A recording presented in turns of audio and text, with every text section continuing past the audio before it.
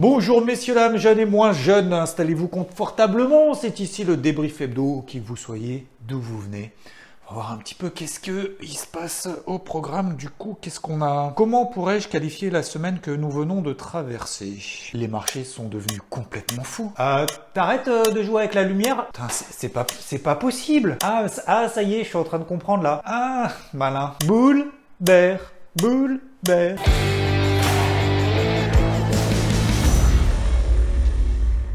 Parlons tout de suite du sujet de l'inflation. Oui, c'est encore the rendez-vous de la semaine. Et on va pas se mentir, ça n'a pas été bon du tout. L'inflation est au plus haut depuis 40 ans aux États-Unis, 9,1% d'inflation sur 12 mois glissants. C'est plus que ce qui était attendu. Sur les chiffres du mois de juin, on attendait 1,1% d'inflation, il en est ressorti plus 1,3%. Hausse des prix de l'essence, des logements, de l'alimentation. L'indice qui compose l'énergie à lui seul a progressé de 7,5% sur le mois. Il contribue à lui seul à la moitié de la hausse de l'indice d'inflation. La réaction du marché a été sans appel. Hausse du dollar, chute des actifs risqués, chute de tout en fait. Tout s'est boité quoi. Parce que qui dit inflation plus forte que prévu dit banque centrale américaine qui resserre les boulons, et ce encore plus vite, plus fort, plus dans ta face quoi. Et instantanément, les marchés ont déjà anticipé pour la prochaine réunion de la Fed qui aura lieu bientôt. Oui, c'est le 27 juillet. Non pas une hausse des taux, non pas deux hausses des taux, non pas trois hausses des taux, mais bien 4 hausses des taux, c'est-à-dire une augmentation de 100 points de base des taux directeurs le 27 juillet. L'argent coûte plus cher, l'économie va prendre cher, les marchés prennent cher. Du coup, il me faut un mot en cher pour finir, parce que là j'en ai 3. Ah oui, abonne-toi à la chaîne, c'est pas cher. On passe donc instantanément à 80% d'anticipation d'une quadruple hausse des taux. Les indices commencent à s'approcher, pour certains d'entre eux même à enfoncer des supports daily majeurs. This is the end. Et quelques heures plus tard, le marché réfléchit, se dit Attends une minute, j'ai un truc là. Si, j'ai un truc. Vu que les chiffres économiques sont bons, on l'a vu la semaine dernière avec le NFP, plus de 100 000 créations de postes de plus que prévu. Elle va pouvoir se permettre de resserrer les boulons vite et fort, ça c'est bon, on sait. Mais du coup, vu qu'elle va vraiment défoncer l'inflation, bon à un moment donné ça va marcher, c'est sûr. Du coup, peut-être qu'à partir du premier trimestre 2023, qu'on soit en récession ou pas, vu que l'économie aura pris cher et qu'on aura des taux au taquet, que l'inflation va forcément baisser, du coup elle va commencer peut-être à baisser ses taux directeurs à partir du premier trimestre 2023. Donc le marché anticipe et se dit finalement peut-être que c'est pas une si mauvaise nouvelle que ça. Alors pas pour aujourd'hui ni demain, mais pour après-demain, pour l'année prochaine. Alors je sais, c'est un peu tiré par les cheveux, même moi j'en doute, pas que j'ai plus de cheveux que cette théorie fonctionne. Parce qu'après bon, je me suis inspiré quand même d'un article, j'invente pas du ciel. Mais la deuxième chose, c'est que le lendemain, il y a 2 membres du FOMC qui sont au taquet en faveur de défoncer l'inflation, donc de remonter les taux le plus rapidement et le plus fort que prévu. Je crois que je viens de dire une phrase le plus fort que prévu. Enfin bon bref, on a compris le principe. Peut-être falloir que je prenne des cours d'orthophonisme cet été, je pense. Eh bien, ces 2 membres du FOMC ont même dit non, 100 points de base de hausse des taux, non, ça va pas le faire. En fait, 75 points de base de hausse des taux, ça suffit. Là, le marché fait wow, that's a fucking great good news. En français, c'est cool. Et pourquoi ça? Ça, c'est quand même la question. Eh bien, parce que les cours du pétrole et de l'énergie, des matières premières dans l'ensemble, ont considérablement baissé ce dernier mois. Donc normalement, au mois de juillet, on devrait avoir un niveau d'inflation inférieur à ce qui avait été prévu ces dernières semaines. Bon, en tout cas, ça a permis de sauver le marché de la correctionnelle en tenant les fameux gros niveaux daily clés. Tu en as d'ailleurs une palanquée dans le carnet de bord cette semaine si tu le lis. Et on est maintenant retourné à 50-50 de probabilité de triple hausse des taux contre une quadruple hausse des taux le 27 juillet. Ce qui nous indique aussi que chaque jour, on avance pas à pas, comme le marché, comme la visibilité. En fait, on n'en sait pas grand-chose. C'est pour ça d'ailleurs que les marchés sont autant nerveux. L'indice des prix à la production, quant à lui, a augmenté de 1,1%. Ça, c'était pour le mois de juin. 90% de cette augmentation est liée à l'énergie, qui a progressé à elle seule de 10% sur le mois. Et là aussi, les prix à la production devraient donc se calmer, comme on l'a vu précédemment, au mois de juillet. Quant à tous les autres chiffres de la semaine, ils ont été tous meilleurs que prévu. Les ventes au détail, la confiance des consommateurs, l'Empire State Manufacturing, l'emploi en Australie, ça c'est cool. Par contre, en Chine, c'est moins cool. Le déconfinement, fallait pas trop y prendre goût. Non, c'est bon, c'est bon, vous êtes sortis 3 jours et on rentre à la baraque. Allez hop! À Macao, les casinos sont fermés. Il dit qu'il voit pas le rapport. Qu'est-ce qu'on s'en fout? Ah non, ce sont les seuls casinos qui sont autorisés en Chine, qui représentent 80% de revenus pour la région, qui est en semi-autonomie. Du coup, un peu plus rien à foutre en fait. Mais à Macao s'ajoutent des dizaines de villes en Chine qui se voient reconfinées, ce qui, a priori, concerne quand même 30 millions de personnes, chinois en l'occurrence. En Italie, après 17 mois au pouvoir, le président banquier central de la Banque Centrale Européenne, Mario Draghi, a annoncé sa démission. Salut Mario! Ouais, bah vas-y, rentre, qu'est-ce qu'il y a? Qu'est-ce que c'est? Je pose madame. D'accord. 17 mois, toi tu te casses. Bah écoute, bonne continuation, on va se démerder. Qui veut... Il y a personne pour prendre le bas. Non mais Mario, attends, reviens, juste 2 secondes. Non mais en fait, non, tu sais ce que j'en fais de ta dème? Hop! Voilà. Hop! Voilà, et bah tu reviens, tu revas à ton poste. Allez hop, ça c'est géré. Est-ce qu'il y a quelqu'un d'autre qui veut poser sa dème et partir en vacances? Parce que là je suis bien chaud quand même. Non mais en fait le président Sergio Mattarella, il a dit que non, ça va pas être possible. Oui, il a refusé sa démission. Bon, je vais pas trop rentrer dans les détails, mais la vie politique en Italie est toujours autant chaotique. Alors le point chaud, on va parler de l'inflation. Quoi, c'est relou? Bah c'est relou, excuse-moi. Parle que de ça. Ah non, je sais. Non, j'ai une idée. Le livret A, 1er août, 2%, il monte. Ça, c'est chaud. Si on avait déjà parlé la semaine dernière, mais là, c'est sûr. Là, c'est du 2% sûr. Et me parle pas de faut enlever l'inflation. J'ai autre chose sinon. Les cryptos. Bah oui, enfin, elles se réveillent. Commence à se réveiller. C'est chaud, enfin, dans le bon sens du terme, du coup. Ne nous enflammons pas pour autant. Nous sommes toujours dans des situations de range sur le Bitcoin et sur l'Ethereum. Toujours 2 grosses zones de résistance daily à passer au-dessus de la tête. 22 000 $ sur le Bitcoin, 1300 $ sur l'Ether. Je crois que les graphiques parlent d'eux-mêmes. Ce qui nous donne sur la capitalisation les fameux 1000 milliards de dollars à passer, déjà d'un point de vue psychologique, mais aussi d'un point de vue technique, pour libérer un nouveau potentiel. Et au-delà de reconquérir des zones de résistance, c'est surtout reconquérir le cœur des crypto-enthousiastes. En attendant, il y a 2 choses particulièrement intéressantes à retenir. La première chose, c'est qu'effectivement, le cœur des crypto-enthousiastes n'y est plus. En témoignent les dégagements qu'on voit sur les plateformes d'exchange. Les bitcoins sont massivement retirés et ce à des niveaux records. Malgré ça, ça n'a pas empêché le Bitcoin de tenir les 19 000 $, zone support clé en daily, c'est le bas de ce range, mais c'est également et surtout psychologiquement les précédents records historiques qu'on avait connus en 2017. La deuxième chose, c'est la surperformance du marché des cryptos par rapport au marché traditionnel. Alors ça, on l'a observé jeudi, quand les marchés étaient en train de sombrer, on l'a vu tout à l'heure. On sait qu'il y a une corrélation entre les deux marchés, et alors que tous les indices étaient en train de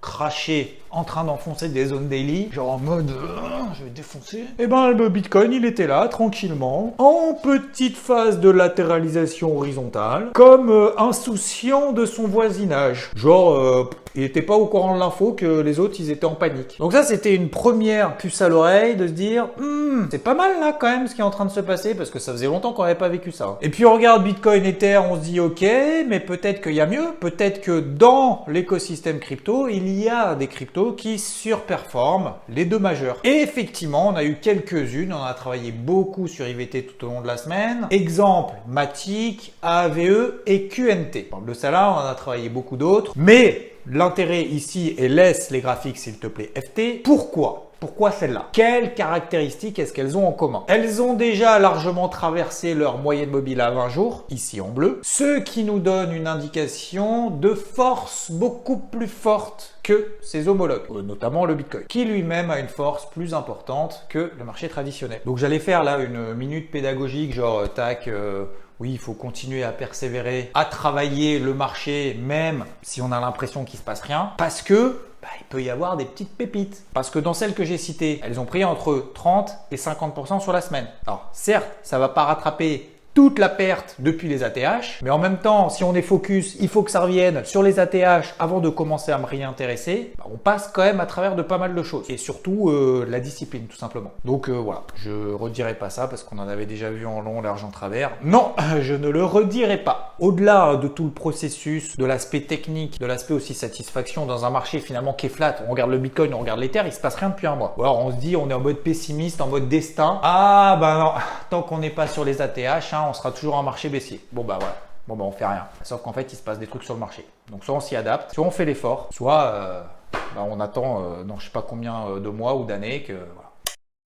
Les publications d'entreprises ont commencé et c'était pas beau, en tout cas pour les banques américaines. JP Morgan et Morgan Stanley ont fait moins bien que prévu, que ce soit sur les chiffres d'affaires, que ce soit sur les résultats. Baisse de 28% des profits pour la première. Fin des rachats d'actions et on met même des provisions pour 429 milliards de dollars. Et en plus de ça, Jamie Dimon est complètement pessimiste pour la suite. EDF est suspendu puisque l'État va rentrer au capital à hauteur de 100%, le temps de travailler sur les modalités, qu'elle devra d'ailleurs préciser avant le 19 juillet, c'est-à-dire dans 2 jours, mardi. Musk, quant à lui, ne veut plus racheter Twitter. Non. Et du coup, il se retrouve a fortiori avec un procès aux fesses pour l'obliger à tenir son engagement de rachat qu'il avait annoncé au mois d'avril. Rendez-vous donc devant le juge d'une cour spécialisée en droit des affaires qui devra déterminer si Elon Musk peut mettre un terme à son contrat d'acquisition, qui prévoit d'ailleurs des indemnités de rupture qui sont, somme toute, légers, quoi. 1 milliard. T'es pas à 1 milliard près. Par contre, il y a un fonds qui est particulièrement chaud sur le procès, qui a pris une participation dans Twitter parce qu'il estime que l'oiseau bleu, il a un dossier solide pour défoncer Elon. A priori, ça boit du Pepsi. 20 milliards de dollars de chiffre d'affaires, même plus, sur le trimestre. Croissance des revenus, on les passe à 10% au lieu de 8% précédemment pour l'année 2022. L'action est en mode ATH, en tout cas pas loin. Semaine prochaine, rendez-vous avec beaucoup de publications de résultats d'entreprises, surtout aux États-Unis, c'est celle qui sont le plus suivies, en rappelant l'importance certes des publications passées puisque ça permet de déterminer si c'est meilleur ou moins bon que prévu, mais surtout des perspectives, autrement dit des guidance, savoir si elles sont plutôt optimistes ou pessimistes en fonction de la demande, mais également des prix sur l'offre. Bon, alors mon avis, c'est que ça n'a absolument pas changé, et ce depuis 2 semaines. Pourquoi? Parce que finalement, depuis 2 semaines, les marchés n'ont pas tellement évolué. Enfin, ils n'ont pas évolué, si, ils ont évolué de ouf, mais les configurations finalement, sur du daily, du weekly, elles n'ont pas bougé. Ça semble simple dit comme ça, mais ça n'a pas été de tout repos. Notamment jeudi, 14 juillet, fête nationale. Feu d'artifice dans le mauvais sens du terme. Donc inflation supérieure aux attentes, le dollar explose, les marchés chutent, tout ça. Le Dow Jones passe sous le fameux support des 30 600 points. Le CAC qui commence à retester les 5 850. Le DAX met une énorme bougie baissière daily complètement moche et là tu te dis comment ce petit support là des plus bas il va tenir, c'est pas possible. Le dollar s'embrase, le pétrole passe en dessous de la zone des 97 dollars. C'est les plus bas depuis le mois de mars d'ailleurs que je travaille à l'achat. This is the end, là cette fois c'est sûr. Remise en question potentielle et là, ne pas oublier les points clés qu'on essaye de se mettre dans la tête. Respire, plus cool sur ces niveaux d'invalidation et ces niveaux d'entrée, bipolarité du marché. Ok, c'est chaud. On va attendre quand même la fin de journée parce que les indices américains ils nous ont déjà gratifié de quelques contre-pieds, positifs ou négatifs d'ailleurs, mais ça arrive.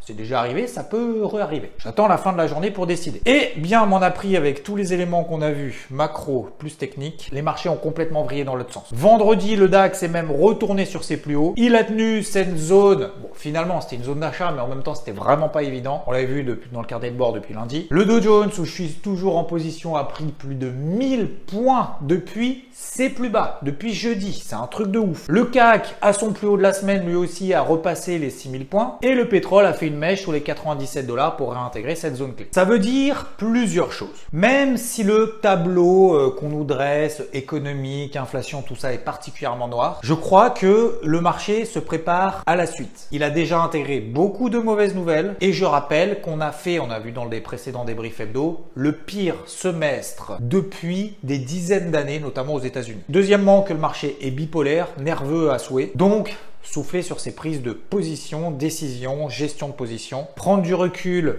reste de mise et attention aux estimations techniques. Là, quand on casse une zone, c'est pas forcément qu'on va 20 étages plus bas et inversement d'ailleurs. Troisième chose, tout ça ne veut pas dire non plus que ça y est, c'est reparti. On a encore des résistances au-dessus de la tête. On l'a vu d'ailleurs tout à l'heure sur le marché des cryptos. C'est la même chose sur les marchés traditionnels, notamment certains indices. On a les moyennes mobiles 50 jours ici en rouge qui sont au-dessus de la tête et qu'il va falloir traverser, s'y installer au-dessus. Donc, je vais continuer encore dans le sens acheteur. Le marché a montré qu'il avait la capacité d'entamer des rebonds et assez violents. Pour autant, je ne vais pas m'enflammer. Par contre, là où je dois travailler, ce sont les points d'entrée. Mon but n'étant pas faire des allers-retours. Alors, sauf si on travaille en intraday, là-dessus, pas de souci, bien entendu. Il faut continuer de cette manière-là. Moi, je suis plutôt swing. Donc, en swing, je partirai plutôt pour la semaine prochaine. Encore une fois, c'est qu'un avis personnel. C'est pas absolument pas une certitude. Mais par rapport à ce que nous a montré le marché, je partirais quand même sur un potentiel short squeeze. C'est-à-dire qu'on passe au-dessus des zones de résistance, au moins dans un premier temps. Et à ce moment-là, effectivement, je me calmerai puisqu'on aura atteint de toute façon des premiers objectifs en daily. Et à ce moment-là, je pourrai sécuriser les positions, etc. En tout cas, discipline et persévérance, preuve en est, c'est pas fini. Pour l'euro-dollar, il a atteint la parité. Ça serait bien d'ailleurs pour les marchés qu'on est sur le dollar américain, sur cette grosse zone mensuelle ici qu'on a sur le dollar index, que ça se calme.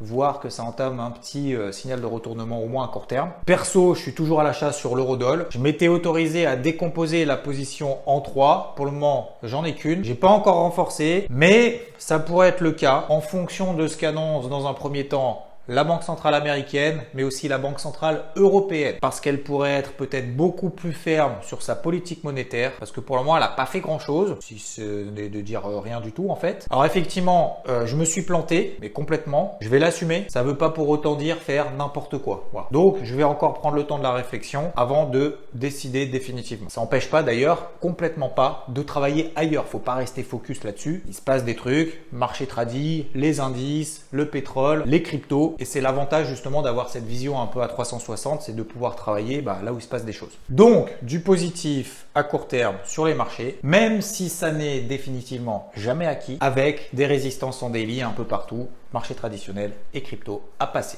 Alors, aujourd'hui, c'était le dernier débrief hebdo. Depuis le 22 août dernier,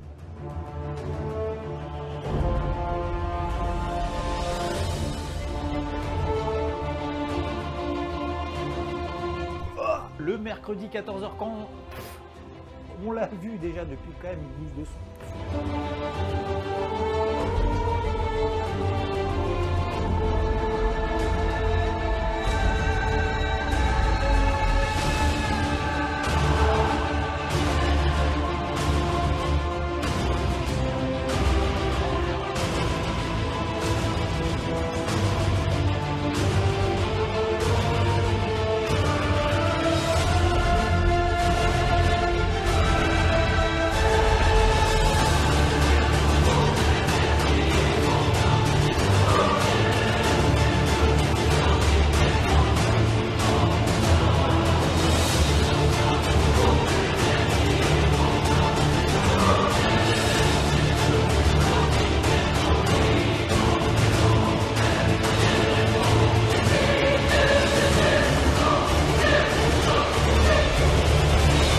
Était là tous les dimanches matins sans exception, enfin sauf une exception il y a 2 semaines, mais c'est parce que j'ai pas d'excuses. Pour le meilleur et pour le pire. On a parfois changé de décor et ça n'a pas été de tout repos. On a bossé pour être présent à ce rendez-vous, même quand j'étais pas au bureau. Vous étiez des dizaines, voire des centaines à être là le dimanche matin à 10h pétantes pour voir la première ensemble. Des milliers à avoir tout vu. Et nous ne comptons pas les nombres d'heures, de galères, de prises de tête, voire certaines fois d'embrouilles, même si c'est vrai que ça arrive moins souvent. C'est parce que maintenant on devient des professionnels presque. Des YouTubers. En tout cas, merci de votre bienveillance, votre indulgence. Vous êtes désormais presque 100 000 à être abonnés à la chaîne, enfin 40 000. Presque 100 000 quoi. Et c'est ainsi que s'achève la 3e saison du débrief hebdo. Parce que oui, on va se battre encore dans des marchés compliqués. Assumer nos responsabilités, persévérer dans la difficulté et rester soudés contre vents et marées. C'est pas juste de la bourse qu'on fait, c'est une aventure qu'on partage. Une lutte contre ses défauts pour pouvoir les corriger, pour relever nos qualités, être à l'aise avec sa façon de travailler, donner ce déclic qui permettra d'y arriver. Et tout ça décomplexé. Ne lâchez rien en mon absence. Merci pour tout ce que vous apportez, de votre puissance et votre force. Et c'est grâce à vous, à chacun d'entre vous, que je reviendrai en forme et encore plus fort pour la 4e saison. Et prenez date, ce sera... Ouais, je sais pas trop en fait quand est-ce que ce sera du coup. J'ai pas de délai particulier, donc du coup, c'est l'heure de vous souhaiter un bel été. Ciao!